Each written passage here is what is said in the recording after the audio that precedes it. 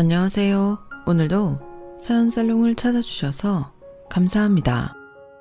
저는 불혹을 앞두고 있는 30대 후반 여성입니다.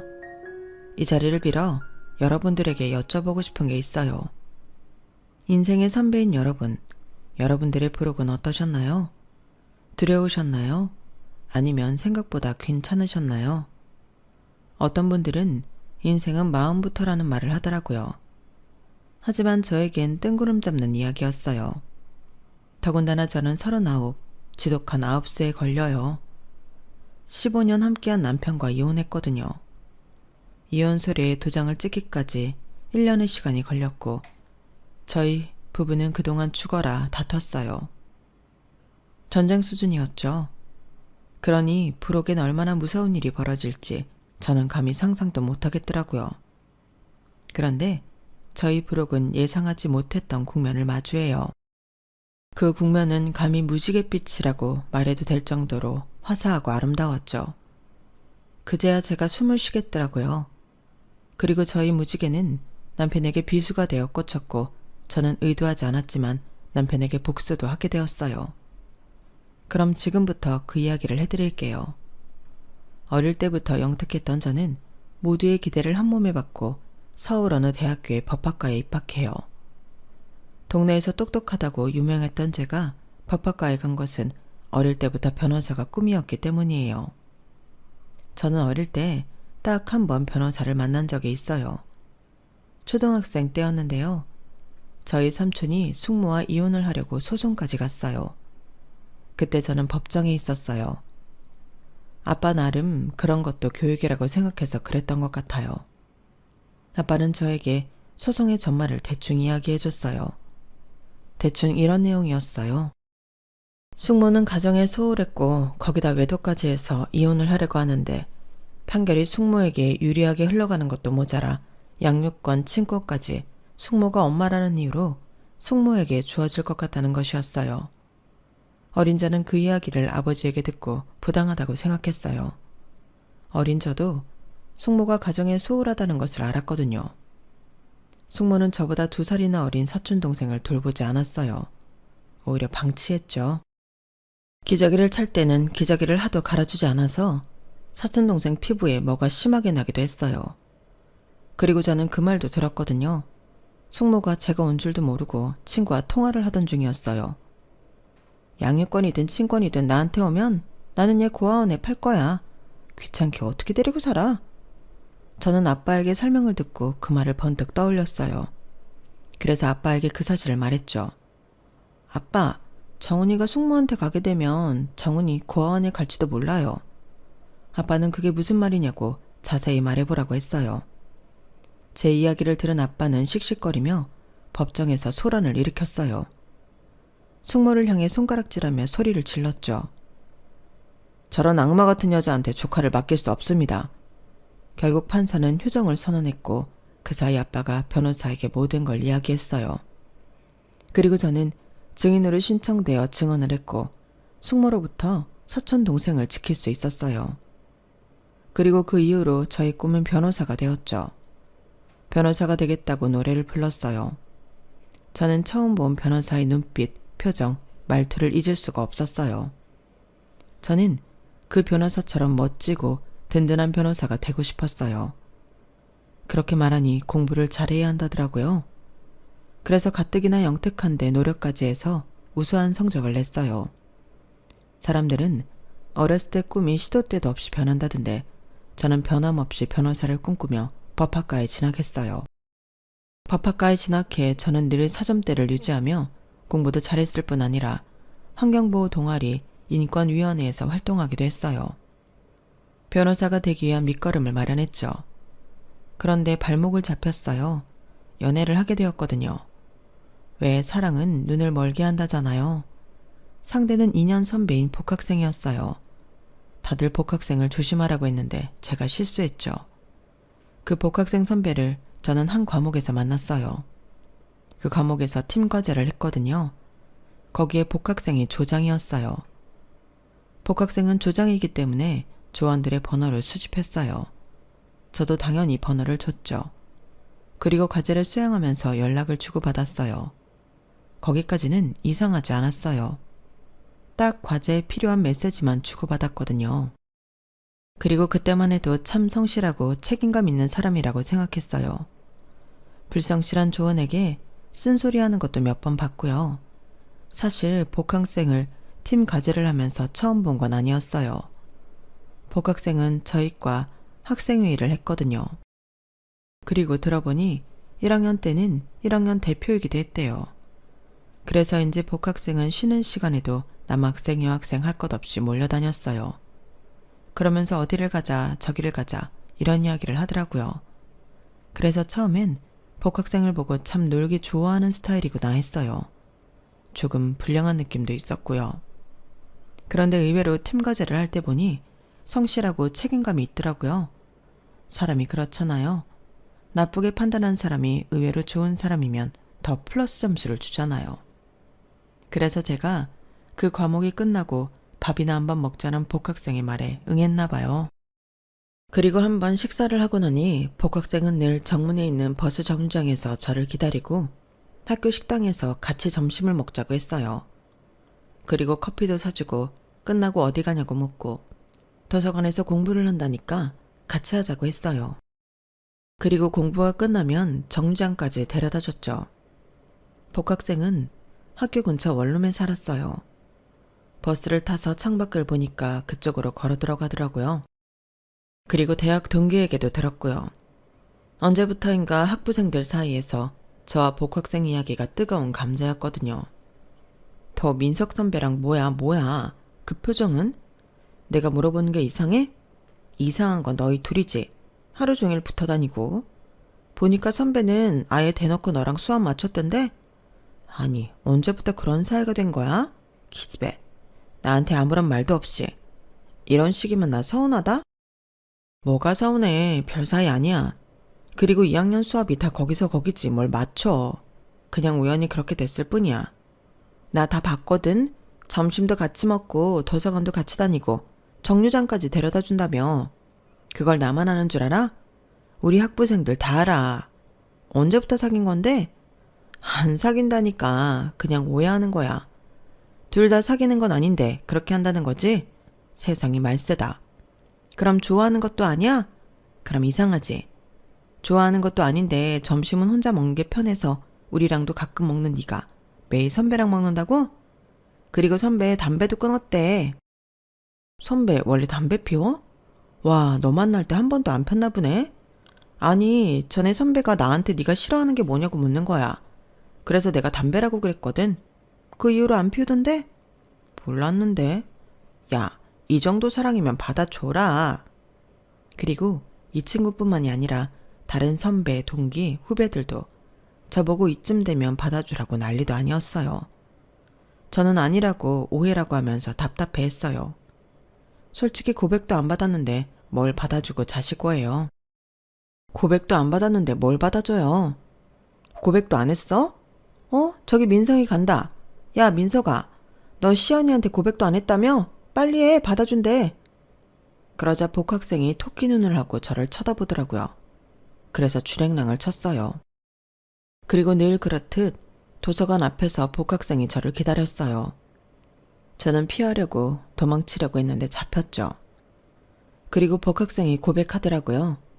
저는 복학생을 좋아하진 않았지만, 아니 그런 마음 자체를 잘 몰랐지만 담배를 끊을 만큼 저를 좋아한다니까 고개를 끄덕였어요. 그렇게 저희는 법학과 공식 캠퍼스 커플이 되었죠. 저희는 졸업할 때까지 만났어요. 그러면 졸업을 하고 헤어졌냐고요? 아니요.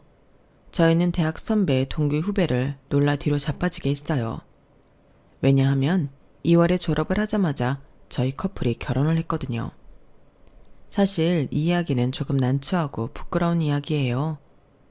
아는 사람들만 아는 이야기이기도 하고요. 제가 졸업시험을 치고 몸이 안 좋았는데 생리도 하지 않았어요. 그래서 혹시 몰라서 확인해보니 임신을 했더라고요. 그 사실을 남편에게 알렸어요. 남편의 원룸에서요. 남편은 한참이나 말이 없더니 책임지자고 말했어요. 책임지자. 어쨌든 우리가 저지른 일이니까 책임져야지. 나는 그럴 수 있어. 그런데 너는 어때? 너는 낳고 싶어? 제가 아무 말도 하지 못하자 남편은 저를 안고 안심시켰어요. 그리고 남편은 먼저 제 친정을 찾아갔고 그 뒤에 시댁을 찾아갔어요. 친정에 갈 땐 같이 갔고 시댁에 갈 땐 남편 혼자 갔어요. 저희 친정은 난리가 났어요. 변호사가 되겠다는 원대한 꿈을 키우던 딸이 임신을 해서 결혼을 한다고 하니 안 그러겠어요? 아빠는 안방으로 들어가고 엄마는 뒤로 넘어갔죠. 그래도 남편은 꿋꿋이 저와 아이를 책임지고 싶다고 말했어요. 결국 자식 이기는 부모 없다고 저희 친정에선 서둘러 결혼하라는 말을 했고 시댁에서도 결혼을 허락했어요. 저희는 상견례를 하지 않고 결혼식을 올렸어요. 허락을 받고 2주 만에 결혼식을 했죠. 시댁 식구들은 결혼식 날 처음 봤어요. 남편이 시어머니를 참 많이 닮았더라고요. 두 분 다 저를 귀하게 여겨주셨어요. 하지만 그건 다 이유가 있었죠. 저희는 결혼식을 올리고 시댁으로 갔어요. 아직 집을 구할 형편이 안 돼서 시댁에서 살기로 한 거예요. 시댁이 좀 살았거든요. 남편 방에서 둘이 지내기 충분했어요. 저는 남편의 방에 짐을 풀고 시어머니에게 갔어요. 시어머니는 저를 부엌에 오지 말라고 하더라고요. 나는 우리 시어머니한테 이렇게 배웠어. 며느리는 딸도 아니고 손님이라고. 그래서 부엌해드리면 안 된다고. 여기는 내 공간이니까 앞으로 뭐 필요한 거 있으면 나 찾아라. 그리고 시아버지도 저를 많이 아껴주셨어요. 아직 변호사가 되지도 않았는데 늘 변호사 며느리 하고 저를 불렀어요. 저는 송구스러울 만큼 감사했어요. 그리고 얼른 아이를 낳고 회복해 사법고시에 합격해야겠다고 생각했죠. 그리고 임신을 했을 때도 초기엔 몸이 괜찮아서 틈틈이 공부를 했어요. 그런데 입덧이 오더라고요. 정말 물조차 마시기 힘들었어요. 제가 시름시름 앓으니까 시부모님이 저를 무척 걱정했어요. 그러다 시어머니가 쎄한 표정을 짓더라고요. 너 임신했니? 뜻밖이라는 듯이 설마 그럴 리가 없다는 듯이 저한테 물었어요. 저는 아무것도 모르고 고개를 끄덕였죠. 그러자 시어머니가 비명을 지르는 거예요. 설마 내 아들이 졸업하자마자 결혼한 이유가 임신해서니? 모르셨냐고 하니까 시어머니가 벌떡 일어나 종종걸음 쳤어요. 말을 안 하는데 어떻게 하니? 나는 그런 이야기 난생 처음 듣는다. 여보, 얘 임신했대요. 그래서 결혼한 거래요. 그 말을 듣고 시아버지도 얼어서 아무 말도 못하더라고요. 그러더니 공부를 마치고 돌아온 남편의 뺨을 때렸어요. 파렴치한 놈. 당장 짐 싸서 나가. 네가 감히 나를 속여? 임신? 결혼하기도 전에 임신? 가당치도 않다. 어디 가서 말하기도 창피해. 내가 변호사도 안 된 놈이 결혼한다고 할 때부터 이상했어. 아버지, 아니에요. 임신 사실 엊그저께 알았어요. 정말이에요. 내가 다 들었다. 제가 임신 8주 차라는데 어디서 거짓말이야? 너희들이 결혼한 지가 이제 갓 한 달째다. 계산이 안 맞잖아, 계산이. 당장 짐 싸서 나가라. 꼴도 보기 싫다. 남편이 시부모님 앞에서 빌었고 저도 같이 빌었어요. 그런데 저희 부부의 간절함은 통하지 않더라고요. 결국 저희는 짐을 싸서 친정으로 갔어요. 어떻게 그런 걸 숨겨? 그게 숨긴다고 될 일이 아니잖아. 내가 얼마나 당황했는지 알아? 그걸 말했으면 허락할 부모님이 아니니까. 그렇지. 그리고 고작 사주인데 배가 부른 것도 아니고 네가 말만 잘했어도 이렇게 되진 않았다고. 어떻게 할 거야? 그걸 왜 나한테 뒤집어 씌워? 나는 오빠가 정정당당하게 말해서 허락받은 줄 알았지.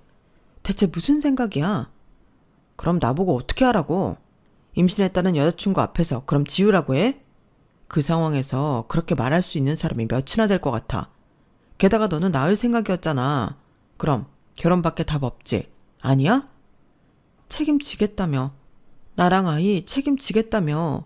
이게 책임지는 거야? 속이는 게 책임지는 거냐고. 우리 아빠 앞에서는 잘만 말했으면서. 니네 부모님이랑 우리 부모님은 다르다고. 아까 한 이야기 못 들었어? 창피하다고 하잖아. 그런 사람 앞에서 솔직? 어차피 이렇게 될 거였어. 그러게, 그런 말은 왜 해? 내가 하나하나 다 설명해야 해? 너 머리 좋은 거 아니었어? 대충 눈치 보면 사이즈 나오잖아. 아, 진짜 너 때문에 되는 일이 없다. 내가 왜 네 실수로 처가살이를 해야 하냐고. 남편은 친정에서 지내게 된 첫날부터 울상이었어요.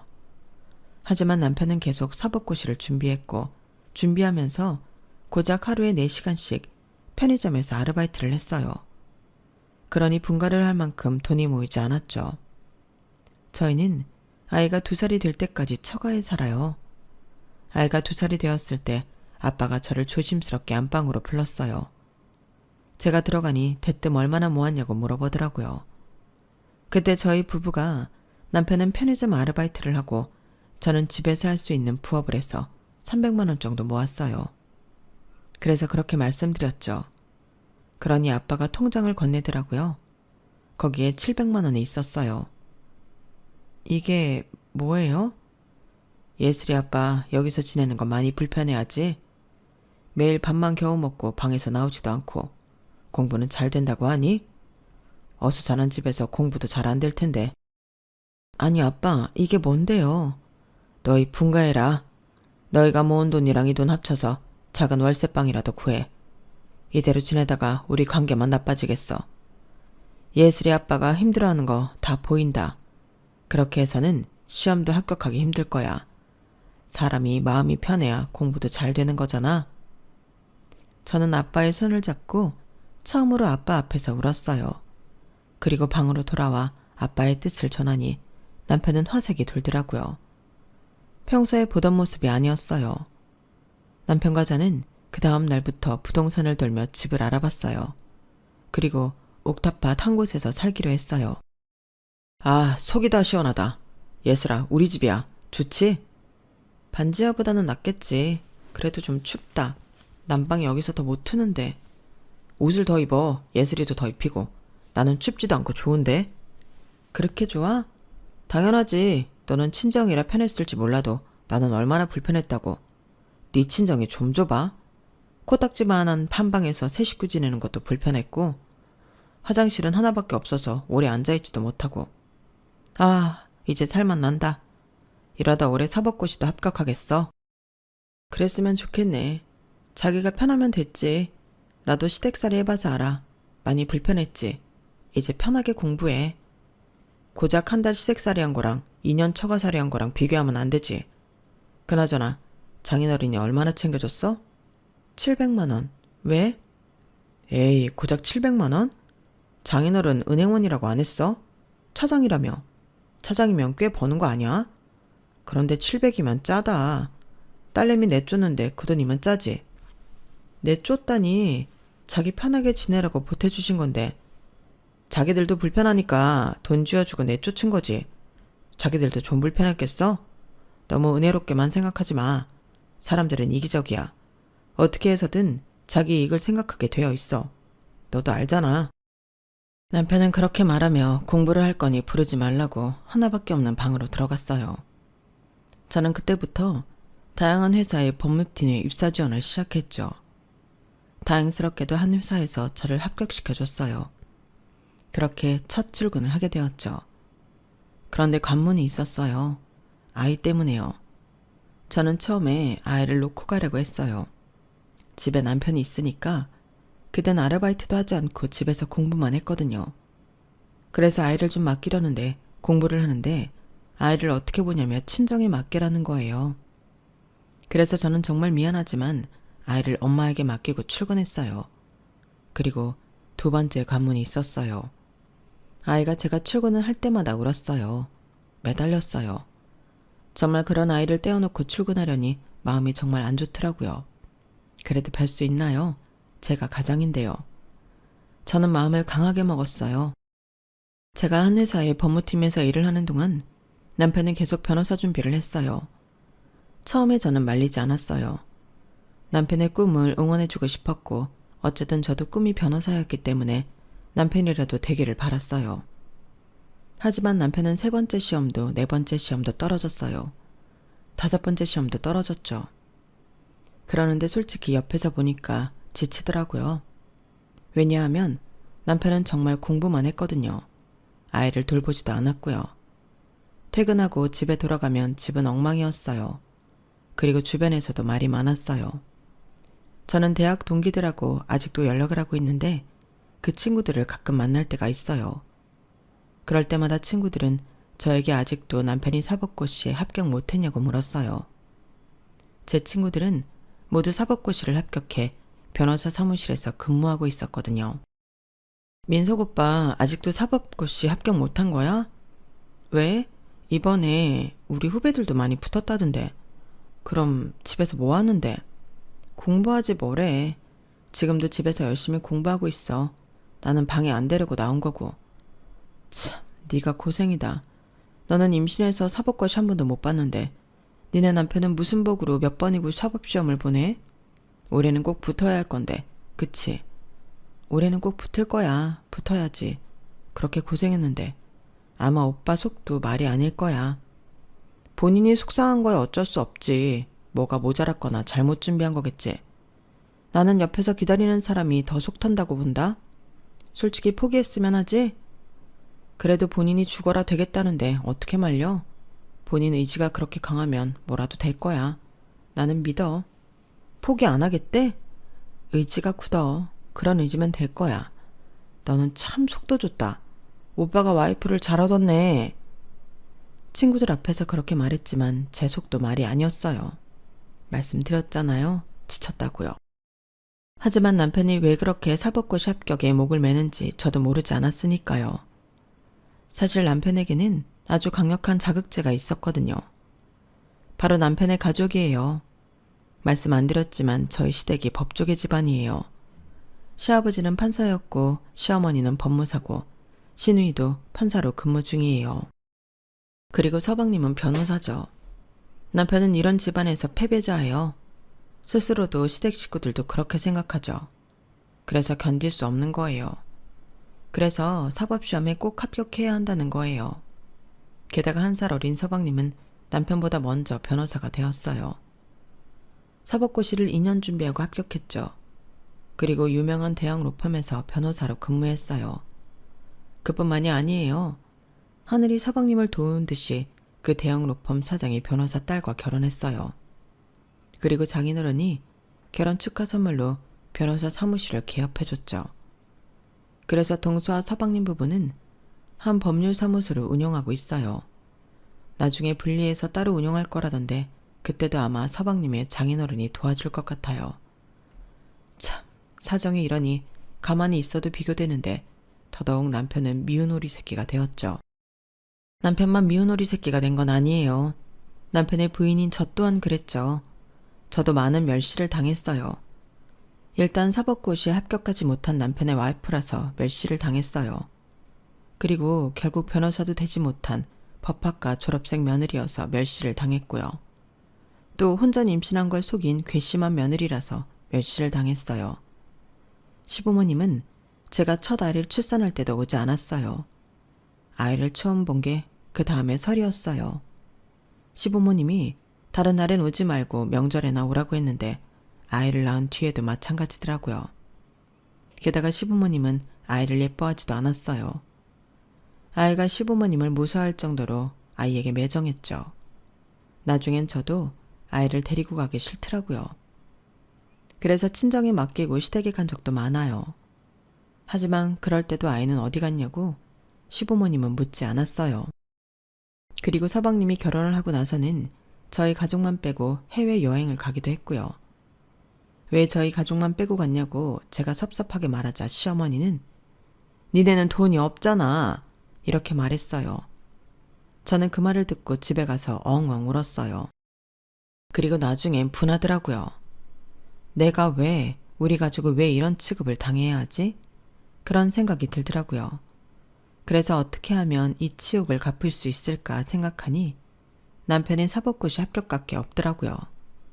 그래서 계속 뒷바라지를 해줬어요. 그리고 남편이 7번째 시험을 쳤어요. 결과는 합격이었어요. 남편이 이제 완전히 변호사가 된 거예요.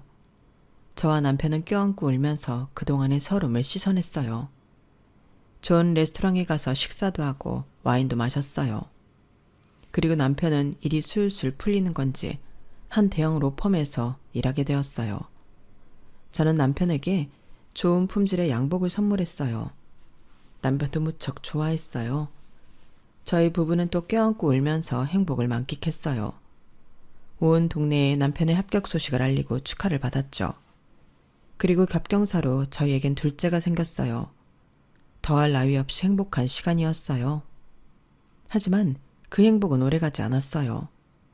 남편이 변호사가 되고 처음 시댁에 간 날이었어요. 시부모님은 남편이 겨우겨우 변호사가 되었는데도 불구하고 축하한다는 말 한마디를 안 했죠. 평소와 같았어요. 평소와 같이 저희 부부를 무시했죠. 솔직히 남편도 저도 기대를 했어요. 축하한다는 말이나 고생했다는 말을 기대했어요. 그런데 시부모님뿐만 아니라 서방님도 동서도 별 말 없이 자기들끼리 이야기를 하더라고요. 그래서 제가 남편이 사법고시에 합격했다고 아냐고 물었어요. 그거야 너희들이 전화해서 말해줬잖니. 왜? 결과가 잘못되었대? 아니요. 그런 일이 어딨어요. 중요한 시험인데 결과가 잘못되었다뇨. 그래? 그럼 갑자기 그 얘기는 왜 꺼낸 거야? 설마 변호사 된 거 축하해달라고? 어머 형님, 7번째 시험 붙은 게 뭐 자랑이라고 축하를 해요. 올해는 당연히 붙었어야죠. 이제 사법고시도 폐지된다는 말이 나오는 마당에 올해라도 안 붙으면 답이 없죠. 그래, 아가 말이 맞다. 올해는 당연히 붙었어야지. 올해도 안 붙었으면 나는 너희 얼굴도 안 봤을 거다. 할 수 있다면 호정해서 팔았지 싶어. 그런데 우리가 케이크라도 사다가 축하해 주길 바랐냐? 비싼 와인이라도 사서 한잔 하길 바랐어? 웃기는구나. 옛 저녁에 붙어야 했다. 네 동생은 한 번 떨어지고 붙었는데 형이라는 놈이. 그래도 제가 어렵게 합격했잖아요. 그런데 어떻게 수고했다는 말 한마디가 없어요. 그리고 한 번에 붙든 10번에 붙든 변호사 된 건 다 똑같잖아요. 다 똑같은 변호사라고요. 다 똑같은 변호사? 네가 아직 실무를 안 해봐서 모르나 본데 한 번에 붙은 거랑 10번에 붙은 거랑 실무에서 차이가 나는 거다. 거기서 차이가 나는 거라고. 다 똑같다고? 그래. 사람들이 너한테 대놓고 티내진 않겠지. 하지만 뒤에선 다 수군거린다. 아마 네 로펌 사람들 다 알 거다. 네가 7번 만에 합격한 거 말이야. 그럼 제가 보여드릴게요. 한 번에 붙든 10번에 붙든 능력은 다 똑같다는 거. 다 똑같은 변호사라는 거 보여드릴게요.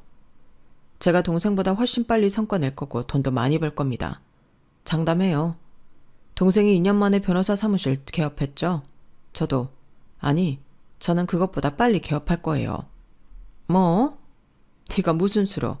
네가 우리 민철이처럼 똑똑하기라니 집안 빵빵한 와이프를 가졌니? 우리 미란이 봐라. 자기가 변호사인 것도 모자라 사돈어른 변호사 로펌 사장에 이사에 사위한테 결혼 축하 선물로 사무실 개업시켜주고 새 아파트에 외제차까지. 네가 이럴 수 있다고? 네가 이렇게 될 수 있다고? 내가 웃음이 나온다. 그래, 사람이 꿈을 크게 가져야지. 그런데 네 쥐뿔도 없는 와이프 덕에 너는 민철이만큼 성공 못해. 너는 분가에서 고작 옥탑방 구했잖아. 나는 돈을 줘도 거기서 안 산다. 비위도 좋지 둘 다. 어머니랑 아버지는 그런 말 하실 자격 없어요. 임신한 며느리 내쫓고 나중엔 우리 예슬이 얼굴 쳐다보지도 않았죠. 어디 한번 우리 강아지라고 불러준 적 있어요? 그런데 저희 장모님은 예슬이 키워주기까지 했어요. 그리고 옥탑방이요? 그때 어머니 아버지는 뭐 하셨는데요? 저희한테 10원 한 장 보태주시기나 했어요? 그렇지도 않았으면서 어떻게 그런 말을 해요? 저는 남편이 그렇게 말해줘서 정말 고마웠어요. 그렇게 생각하는 줄 몰랐거든요. 저는 남편이 저희 아빠가 은행원 시계나 되면서 700만 원밖에 주지 않았냐고 말했던 것을 오랫동안 기억했는데 그때 그 상처가 식혔어요. 하지만 시부모님은 남편의 반박에 꿈쩍도 안 했어요. 그래, 그렇게 고마운 사돈이 네 할머니 돌아가셨을 때 부조금을 10만 원 하니? 우리 미란이 부모님은 얼마 있는 줄 알아? 무려 500만 원을 했어. 게다가 네 장인 장모는 와서 밥까지 축내고 갔지. 내가 어처구니가 없어서. 어떻게 말을 그렇게 해요? 오신 것만으로도 감사한 일이죠. 누가 오라고 했니? 그런 자리엔 돈만 보내고 안 오는 게 나아. 말이 나와서 하는 말인데 나는 민석이 네가 장인 될 사람이 은행에서 좋은 자리를 맡고 있다고 해서 덜컥 믿었다. 그런데 만년 차장이잖니? 지점장 정도는 되어야 우리랑 수준이 맞지 않겠어? 야, 니네 아빠 언제 승진한다니? 저는 입을 다물 수밖에 없었어요. 저희 아빠가 만년 차장인 건 사실이니까요. 저는 아빠가 승진 문제 때문에 오랫동안 스트레스가 크다는 것을 알면서도 그 순간 아빠를 원망했어요. 그리고 제 자신이 너무 초라하게 느껴졌죠. 법학과를 다니던 시절 저는 정말 변호사가 되고 싶었어요. 변호사가 되어 어려운 사람들에게 도움이 되고 싶었죠. 하지만 예기치 못한 순간에 아이가 생기고 엄마가 되었잖아요. 그리고 엄마가 된 저는 변호사가 되기 위한 시험을 단 한 번도 치르지 못했고요. 하지만 그럼에도 저는 불행하지 않았어요. 아내의 삶이, 엄마의 삶이 행복했어요. 변호사의 꿈이 좌절된 게 아니라 제게 새로운 삶이 찾아온 거라고 그렇게 생각했어요. 그런데 그 순간 그런 저의 울타리가 와르르 무너졌어요. 생각이 쓰나미가 마을을 뒤엎듯이 엉망이 되었죠. 저는 제가 부끄러웠어요. 변호사가 되지 못한 것도, 누군가의 아내가 된 것도, 누군가의 엄마가 된 것도, 만년 차장의 딸인 것도 부끄러웠어요. 그래서 아무 말도 못하고 시댁에서 나왔어요. 친정에 가서 아이들을 데리고 집으로 가는 길에 저희 부부는 한마디도 대화를 하지 않았죠. 저희 부부는 그날 일을 없었던 일처럼 생각 저편에 치어둔 듯이 그때 일을 언급조차 하지 않았어요. 하지만 상처로 남았죠. 제 마음뿐 아니라 남편의 마음까지 콕콕 찔렀어요. 그때 당시를 생각하면 아이들 때문에 겨우 살았던 것 같아요. 솔직히 출근도 하기 싫고 출근해서는 일을 하기 싫었어요. 하지만 제가 일하지 않으면 우리 애들이 굶는다는 생각으로 버텼어요. 그런데 남편은 아니었던 걸까요? 남편이 몇 달 뒤에 로펌에서 잘렸어요. 그날 아이가 아파서 반차를 내고 병원에 들렀다가 집으로 돌아가니 남편이 옥탑방 평상에 앉아있더라고요. 그런데 옆에 박스가 하나 있었어요. 뭐해 여기서? 아, 나 잘렸어. 그 말을 듣는데 정말 정신이 나갈 것 같더라고요. 왜? 무슨 이유로? 그런 것도 묻지 않았어요. 그냥 아픈 아이를 데리고 집으로 들어갔어요. 그러니 한참 있다가 남편이 들어왔어요. 걱정하지 마. 시원이 형 사무실에 갈 거야. 불행 중 다행이라는 말이 그 순간 절로 떠오르면서 안심은 했지만 안심하고 보니 이 사태를 시댁이 알면 어떤 빈정거림이 기다리고 있을지 상상도 하기 싫었어요. 그래서 남편과 합의해 이야기하지 않기로 했죠. 그런데 변호사들끼리 그런 정보를 나누기도 하나 봐요. 시어머니가 전화가 왔어요. 제 남편이 잘렸다는 걸 알고 있더라고요. 너희는 어쩌려고 그러니? 너는 안 잘렸니? 과장이라고 했나? 빨리 승진해야지. 안 그러면 그 수준에 먹고 살겠니? 너 애들 학원은 어떻게 보내려고 그래? 걔는 그 정도로 봄에서도 못 버티는데 어떻게 변호사를 하겠다는 건지. 봐, 내가 그랬지? 한 번에 붙은 놈이랑 몇 번에 붙은 놈은 다르다고. 뭐 걔도 걔지만 걔가 저렇게 된 데는 네 책임도 없진 않지. 네가 옆에서 내조만 잘했어도 걔가 저렇게 되진 않았을 텐데. 어머니, 제가 여기서 그 이상 어떤 내조를 해요. 저 애들 아빠 사법고시 준비하던 7년 동안 가장 노릇했어요. 물론 지금도 저 이 집에서 가장이고요. 그런데 제가 여기서 무슨 노력을 어떻게 더 해야 하는데요? 현명한 아내는 남편을 잘 구슬리고 또 보듬어야 하는 거야. 네가 옆에서 잘 타이르고 보듬었으면 걔가 저 지경까지는 안 됐지. 너도 알잖아. 걔 머리 없는 애 아니야. 우리 민철이만큼은 아니지만 영특한 애라고. 그런데 잘려? 나 그 이야기 듣고 얼마나 쪽팔리든지 어디 가서 우리 집 아들이라고 하지도 말라고 해라. 저희도 굳이 어머님 아버님 아들이라고 며느리라고 하고 싶지 않아요. 가족이 뭐 이래요? 가족이야말로 서로 보듬어야 하는 거 아니에요? 저는 그렇게 말하고 전화를 끊었어요. 그리고 화장실에 가서 엉엉 울었어요. 퇴근하고 돌아온 남편이 제 얼굴을 보고도 별 말을 안 하더라고요. 아무래도 시어머니가 따로 남편에게 연락을 한 모양이에요. 저희는 그 이후로 남편의 변호사 사무실을 개업할 때까지 시댁과 연을 끊었어요. 그래서 저희 부부 관계가 회복되었냐고요? 아니요. 저는 저희 부부 문제가 시댁 때문인 줄 알았는데 아니었어요. 남편이 저를 원망하기 시작했거든요. 남편이 선배의 사무실에서 근무하게 되었다고 말씀드렸죠? 거기서 온갖 잡일을 했어요. 선배의 커피를 타오는 것부터 양복을 찾아오는 일까지 했죠. 물론 변호사로서의 일을 하지 않은 건 아니지만 남편은 잡일 때문에 스트레스를 많이 받았어요. 그리고 자신이 그렇게 된 것을 제 탓으로 돌렸죠. 네가 내조를 안 하니까 내가 이렇게 사는 거 아니야. 네가 매번 나를 무시하잖아. 아니야? 솔직히 너 나 사법고시 포기했으면 했잖아. 공장이라도 들어가서 돈이나 벌어왔으면 했잖아. 내가 언제 그랬어. 말 지어내지 마. 한심하게 봤잖아. 네가 날 한심하게 보는데 다른 사람들이 안 그러겠어? 다들 날 무시하는 건 다 너 때문이야. 그게 왜 나 때문인데. 나 한 번도 오빠 한심하게 본 적 없어. 다 나를 한심하게 봐. 다 나를 한심하게 본다고. 애초에 너랑 결혼한 것부터 잘못이었어. 너처럼 보잘것없는 애랑 결혼하는 게 아니었다고. 나는 은행원이라고 해서 의리의리한 집에 외제차 타고 다니는 줄 알았다. 근데 니네 아빠 자기 거라곤 40평대 아파트 그거 한 채뿐이잖아.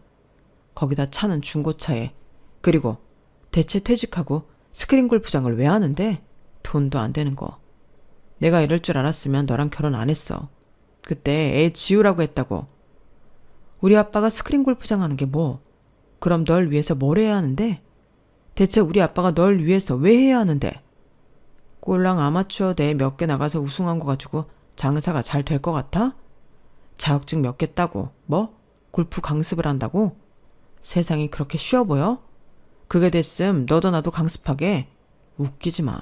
곧 망해. 네 아빠 잘 봐라. 남편은 아빠가 시작한 골프 사업도 무시했어요. 그렇게 몇 년 뒤에 남편은 대출을 받아 변호사 사무실을 냈어요. 저는 여전히 냉전 중이지만 축하하는 의미로 화분을 사들고 변호사 사무실로 갔어요. 남편이 별 감흥 없는 표정으로 화분을 보더니 아무데나 놓으라고 하더군요. 그리고 저에게 커피를 타주고 서류를 내밀었어요. 보니까 이혼 서류더라고요. 이게 뭐야? 보면 알잖아. 그냥 쓰라는 대로 쓰면 돼. 갑자기 왜 이래? 갑자기라니. 우리 몇 년 동안 냉전이었어. 밥만 애들 때문에 겨우 같이 먹었지. 그런데 갑자기? 너도 예상했다고 생각했는데? 남편은 진심인 것 같았어요. 저는 애들 이야기를 하면서 남편의 마음을 돌리려고 했어요. 그런데 남편은 짜증을 냈죠. 애들은 다 네가 데려가. 양육권, 친권 가져올 생각 없으니까. 정말 1억이야? 너도 양심이 있어라. 뭘 붙잡냐? 우리가 뭐가 남았다고. 그리고 너희 집에 뭐가 있다고. 처가에 돈이라도 많으면 이혼 안 하지. 너희 아빠 이번에 얼마나 벌었대? 겨우 그 돈이지. 더 벌 것도 없어. 이혼해. 후회할 텐데. 제가 그러자 남편은 박장대소를 했어요. 결국 저는 이혼 서류에 도장을 찍었어요. 남편은 약속대로 양육권과 친권에 손대지 않았고 저는 양육비를 약속받았죠. 하지만 1년 동안 남편은 양육비를 주지 않았어요. 대학 동기들의 말을 들어보면 사무실은 여전히 운영하고 있다던데. 하지만 저는 전 남편과 연락을 하기 싫어서 냅뒀어요. 그런데 어느 날 전 남편이 저를 찾아왔더라고요. 전 남편과 이혼을 한 뒤에 저희 식구들은 작은 빌라로 이사를 했는데 거기를 어떻게 한 건지 말이에요. 무슨 일이냐고 물으니까 대뜸 저희 아빠 근황을 물었어요. 장인어른 스크린 골프장 옮겼어? 아니, 더 늘었지. 뭐? 어떻게? 그게 궁금해서 찾아온 거야? 애들이 어떻게 지내는지는 안 물어? 와, 아니 내가 사무실 개업할 때 이랬어야지. 내가 지금 빚이 얼만데? 내가 알아보니까 지금 스크린 골프장이 3개에 거기서 강습도 잘 되고 있고 지역 골프 아카데미 강사도 한다며. 맞아. 거기다 네 남동생이랑 골프 여행 사업도 하고? 남편은 세세하게 다 알아온 것 같았어요. 그리고 상당히 충격을 받은 듯 했죠. 하지만 전 남편이 주사해온 것들은 모두 사실이에요. 저희 아빠가 8개월 전 아마추어 골프 대회에서 우승을 한 뒤에 갑자기 기적처럼 아빠의 골프장에 손님이 늘었어요. 그리고 아빠에게 골프를 배우고 싶다는 사람도 늘었죠. 그 기회를 틈타 아빠는 수강료를 조금 올렸어요. 그런데도 사람들은 배우겠다고 난리였죠. 게다가 지역 골프 아카데미에서 아빠를 스카우트했어요. 그래서 아빠는 여러 사람을 가르치는 골프 선생님이 되었죠. 아빠는 그 돈으로 2개의 골프장을 더 개합했어요. 그리고 물 들어올 때 노저으라고 남동생이 다니던 여행사를 그만뒀어요. 그런 뒤에 아빠와 함께 골프 여행사를 차렸죠. 그리고 그 사업은 대성공이었어요. 아빠와 남동생은 정말 너무 바쁜 6개월을 보냈어요. 특히나 인솔자인 남동생은 6개월 동안 3번도 못 본 것 같아요. 한날 남동생이 죽겠다고 하더라고요. 밥도 제대로 못 먹더니 방에 들어가서 자려고 하더라고요. 그래서 어쩌냐고 제가 안쓰러워하니까 남동생은 통장에 찍힌 숫자를 보여줬어요. 내가 이것만 보고 달린다 누나. 그 금액은 어마어마했어요. 그리고 남동생은 보란듯이 2달 뒤에 독립했어요. 결혼도 안 한 놈이 30평대 아파트에 들어갔죠. 거기다 차도 새로 뽑았더라고요. 남동생이 차박하는 걸 좋아하는데 그럴 수 있는 SUV를 뽑았어요. 그리고 아빠도 마찬가지였어요. 아빠는 제가 초등학생 때부터 살았던 아파트를 팔고 새 아파트로 이사를 갔어요. 그리고 아빠의 드림카인 벤츠를 뽑았어요. 그리고 엄마가 아주 오래전부터 꽃집을 하고 싶어 했는데 엄마가 플로리스트 자격증을 따자마자 가게를 열어줬어요. 기적적으로 성공한 아빠는 큰딸인 저에게, 아픈 손가락인 저에게 새 차를 뽑아주기도 했어요. 그러면서 변호사 시험에 대해 물었어요. 도전해보고 싶다면 하라고 아빠가 다 지원해주겠다고 했죠. 그래서 지금 고민 중이에요. 전 남편은 자료로 알 수 있는 모든 사실은 알고 있는 것 같았어요. 자기 혼자 흥분을 해서 가만히 있지를 못하고 피해자처럼 억울해하더라고요. 그러니까 지금 돈을 쓸어 모으고 있다는 거지? 뭐 그렇다고 볼 수 있지. 언제부터 그랬는데? 찾아봐서 알 거다냐. 한 8개월쯤 되었나? 와, 어떻게 이러지? 벼락 맞은 것도 아니고 어떻게 1년도 안 돼서 돈벼락이 안냐고. 내가 접대 갔다가 얼마나 놀랐는 줄 알아? 아니, 골프장 사장이랑 친하다고 셋이 치자고 해서 가보니까 장인어른인 거야. 분명 여기가 아닌데? 그런데 일이 이렇게 커졌다는 거지? 그런데 왜 자꾸 장인어른이라고 부르지? 거슬리게. 제가 그렇게 말하자 전 남편이 토끼 눈을 하고 쳐다봤어요. 네가 적어도 양심이 있으면 그 사실을 알고도 날 찾아오면 안 되지. 너 1년 동안 약속한 양육비 준 적이라도 있니? 아니면 애들 어떻게 지냐고 물어본 적은 있어? 어쩜 사람이 이렇게 간사하고 지저분하니? 아무리 부성애가 후천적인 거라지만 적어도 1년 만에 나를 찾아왔으면 애들 안부부터 물어야 아빠 아니니? 너 같은 거한테 일말의 기대를 한 내가 한심하다. 앞으로 나도 애들도 찾아오지 마. 친정에 가지도 말고. 왜 이래? 내가 너무 놀라고 급해서 먼저 그 이야기가 나온 거지. 애들은 잘 지내? 이미 늦었어. 나 만나는 사람 있어. 이 지역 딸기연합회 회장 아들이랑 선받고 좋은 감정으로 만나는 중이야. 나이도 너보다 어리고 사람이 치사하지 않아. 뭐? 아니 이혼한 지 얼마나 됐다고 남자를 만나? 아니 네가 이혼녀인데도 괜찮대? 괜찮대. 나랑 어떻게 지냈는지도 다 이야기했어. 그러니까 날 안쓰러워하더라. 그렇게 자신감 없고 치졸한 놈은 잊고 자기한테 오래. 그러자 전 남편은 기가 차다는 듯 웃었고 저는 전 남편을 지나쳐 계단을 내려갔어요. 남편이 저를 졸졸 따라오며 한 번만 기회를 달라고 애원을 했죠. 주차장에서 저는 차 문을 열었어요. 삐빅 하고 차에서 소리가 났고 전 남편은 제 차를 봤죠. 사실 아빠 뽑아준 제 차, 전 남편의 드림카였어요. 전 남편은 화들짝 놀라서 제 차냐고 물었어요. 그럼 내 차지 누구 차야? 저는 차에 올라 시동을 켜고 황망해 보이는 전 남편을 지나쳤어요. 그리고 박장대소를 했어요. 저는 곧 퇴사할 예정이에요. 아빠의 든든한 지원과 함께 생애 첫 변호사 시험을 준비할까 해요. 그리고 훗날 정말 멋진 변호사가 되어서 다시 한번 전 남편의 코를 납작하게 만들 생각이에요. 여기까지가 제 사연입니다. 7년의 뒷바라지를 무시하고 변호사 사무실을 개업하자마자 저를 헌신짝처럼 버린 제 남편의 이야기 어떻게 보셨나요? 나름 시원한 복수를 한 것 같은데 여러분도 그렇게 생각하시나요? 여러분들은 사람의 마음을 함부로 하는 나쁜 자들을 만나지 않기를 바랍니다. 제 이야기 들어주셔서 감사합니다. 오늘도 행복하세요. 여러분, 사연 댓글에 응원과 현명한 조언 부탁드려요. 좋아요와 구독은 저에게 큰 힘이 됩니다. 오늘도 좋은 일 가득하세요.